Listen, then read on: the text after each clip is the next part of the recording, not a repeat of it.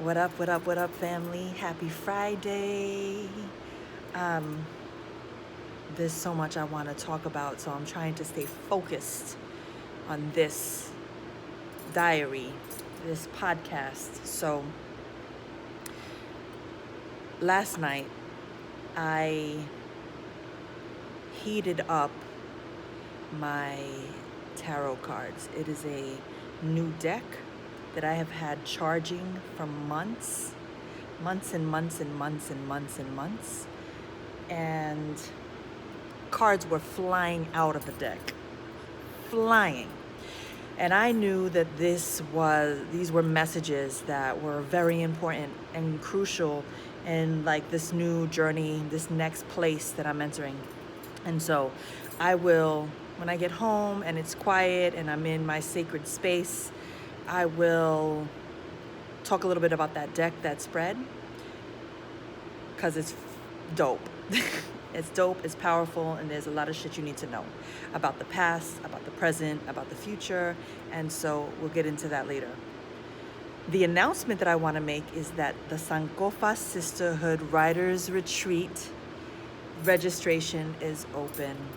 And so I'm very, very, very excited about that. I'm excited about us turning 5. It's the 5th year. It's the 5th Sankofa. It's the 5th Sankofa. We have had incredible keynotes. We've had incredible workshops. It's been a weekend designed to cater, pamper, love on, nurture, support, encourage, and lift women of color writers in a space that we don't normally get to have for ourselves due to money, due to resources, due to time, due to life. And so, yeah, I wanted to open up my computer real quick. So it's happening, yo. It is scheduled for May 24th through the 27th. I'm gonna have to lay this down for a moment so I can log into my laptop. Because you know this podcast show is unfiltered, uncensored. You know, unedited. We come in freestyling a cappella for you, for that ass. So, the Sankofa Sisterhood. The theme this year is titled The Writer's Journey for Survival, Connecting to Wellness and Moving Towards Wholeness. Listen, we are only in the 3rd month of 2019, and I don't know about you, but I am fucking tired. I am tired. It has been a lot. Personally, in my private life, I have gone through so much, especially after the loss of my brother in October, you know, and so for me, 2018 has left this residue of like grief and pain and trauma that I've carried into 2019, but at the same time have been trying so hard to find strength, find inner strength, find inner peace, and create some things and focus on some things, positive things, right? Because it's really easy to stay in this darkness and be negative, especially if you surround yourself by that shit. Like if you are around people that all they do is drag others, all they do is talk shit about others, all they do is complain, I don't know about you, but I definitely can't be around that energy. That shit is depleting, that is draining, and that is not the kind of artist I am. The personal is political. I can speak about the political without feeling like I need to destroy everything in my fucking path. I'm hija de olla, but I ain't trying to be like a tornado out here because I will leave some fucking debris and devastation. And I'm not trying to be that. It's real easy. Like I think one of the things that people don't know about me, someone who today is someone who is all about healing and self-love and self-care, I wasn't always that way. I was very angry. There's nobody, let me tell you, there's nobody out here in these streets who are in social media with all their rage and all their toxicity that truly had me beat. Because I was that to the 100 millionth gazillionth power. I needed to get to a place where I did something else with that fury and that rage, because it was veneno. It was poison living in my body. It was, so I love that right now I'm working with some high school students in Brooklyn. And I don't work with a lot of youth because I've been dedicating my life to serving elders, my senior citizens, which I love, but I have been pulled back to high school, middle school students. And the high school students are a mirror of me. I see the anger. I see the hunger. I see the desperation in their eyes. I see the grief. I see the devastation and pain. I see the ugly that they see and experience on a regular basis, right? The pain, the people who don't believe in them, and how they just want to be seen by one person who is genuine and authentic and wants them to win. So when I'm in front of this 100 plus 11th grade population, I see me then, where nobody could tell me nothing. You really could tell me nothing. I wasn't hearing nothing. And I kind of feel like there are a lot of folks who are like that. You don't need to be, I don't think you need to be in high school to be that way, because I feel like there are some millennials who are in that place still. Like you still carrying the residue of high school angst into your adulting angst. I'm not here to judge you. It's your journey. I had one. I had a place. So I'm not going to tell you how to live your life, because you're going to do what you want to do. That's not what this diary is about. This diary is about what I did with my anger and my rage. My anger and my rage could have easily killed me or others. My anger and my rage could have had some horrible consequences.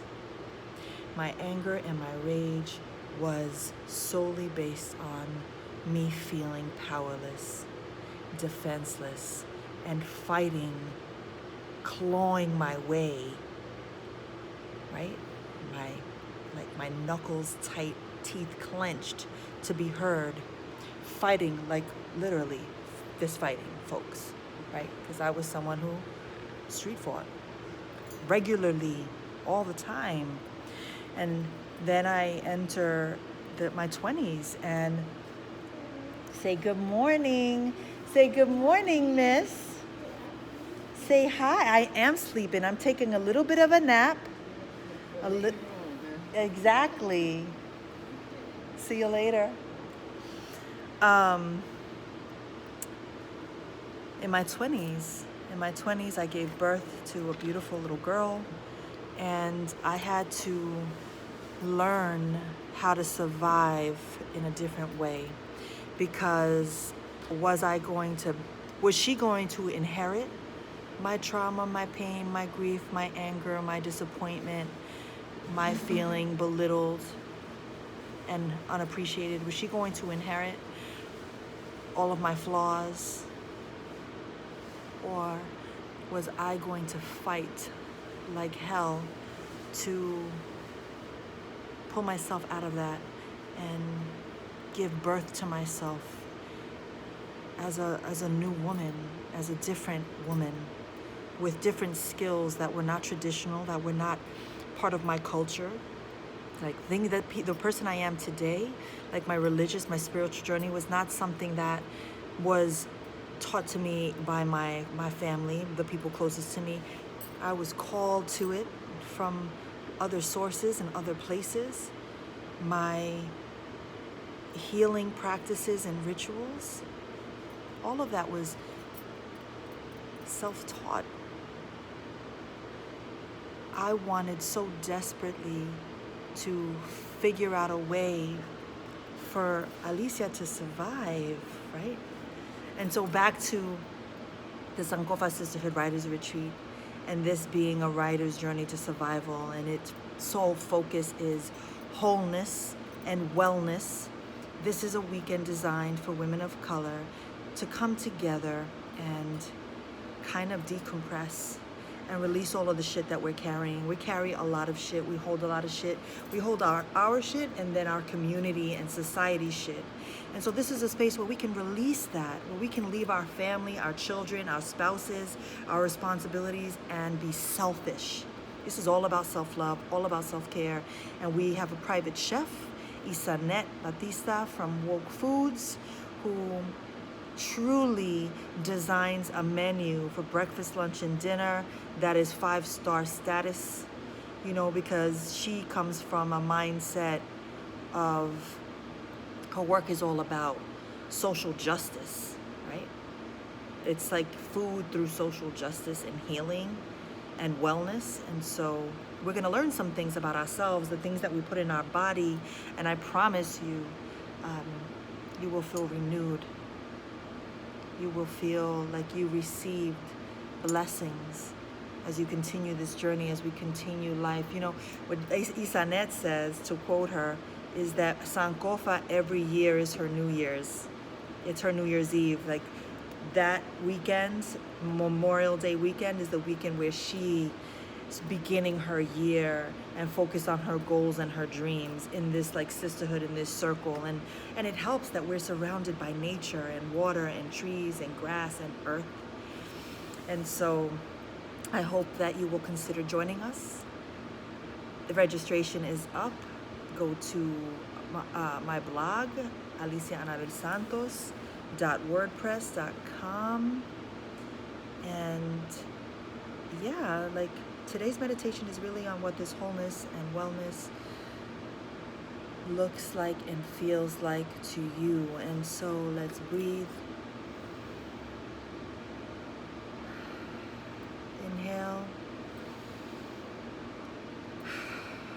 Inhale.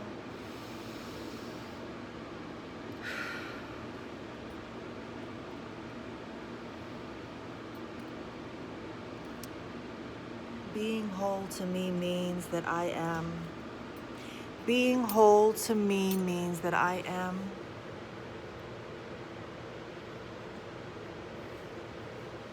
How I have hurt my body in the past is by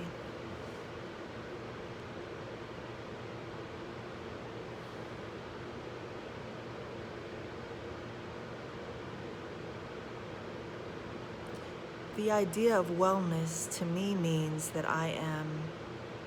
The idea of wellness to me means that I am. How are you living? How are you speaking? How are you treating your body? What is wellness? Where do you connect that? Where does that live in your body? This idea of wellness, right?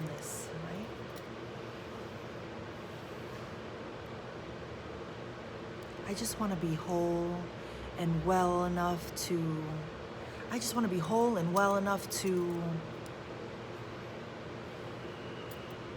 and my intention for today, wholeness and wellness to me means that I let go of all. I haven't fully let go. I have learned to compartmentalize where that pain resides in my body, so it's not easily accessible, so that I'm not easily shaken. You can't shake me so quick. You can't break me so quick. You know, I'm not quick to that rage like I once was, that it could be anything, that I could go from 1 to 1,000,000. Wellness and wholeness is me really thinking, like real talk. I told this story to my seniors yesterday.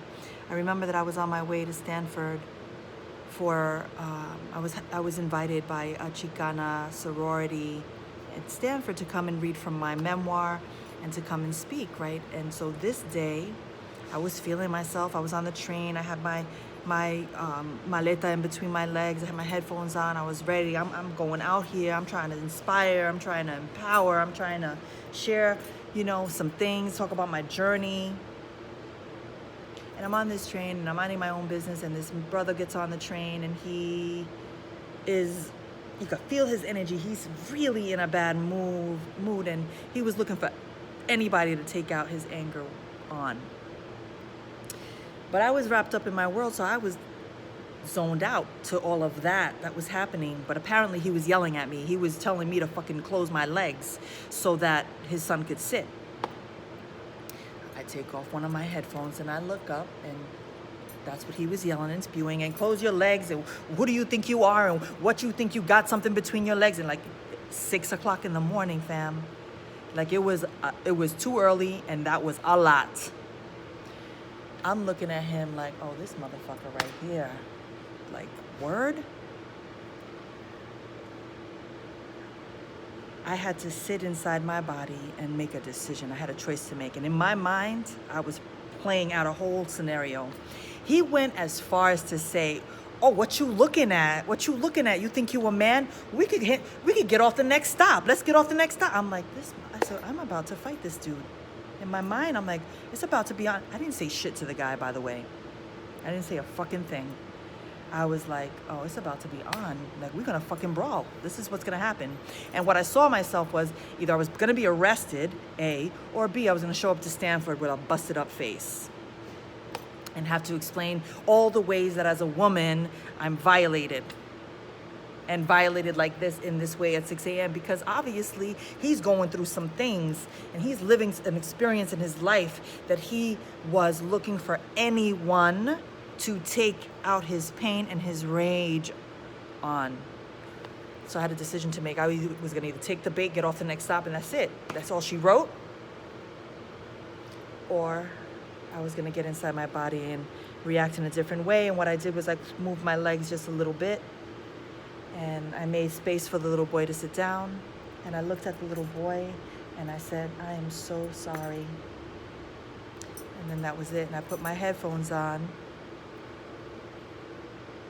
I wasn't sorry to him. I wasn't apologizing to him. But I definitely felt bad for this boy, because this boy, he would have witnessed his father get his ass kicked. That's A. But this is his experience. This is someone he's going home with. Someone who doesn't know how to treat people, how to speak to people, and feels so powerless in that moment, because what was that telling me? And so when I think about wholeness and wellness, and I refer to experiences like that I've lived, wholeness and wellness means that I'm always thinking about how things are going to live in my body. And I used to love to fight. I did, because it was the only time where I felt like my dad was proud, because he wanted to know, who won. And if I came home jacked up, the other person better be 2 times worse. But I needed to get to a place where, what do I want to see in the mirror? And I'm raising a beautiful daughter. Like, who do I want her to be, right? So this idea of wellness and wholeness and all the shit that we have going on right now in life, it's important. We are living in a crucial time where we are it is not a choice. Oh, do I do I go get that massage, or do I pay for food? Get the fucking massage, because we have to come first. Put your mask on first. You cannot help others if you can't help yourself. And come to Sankofa. Come it'll change your life, I promise you. And yeah, my intention for today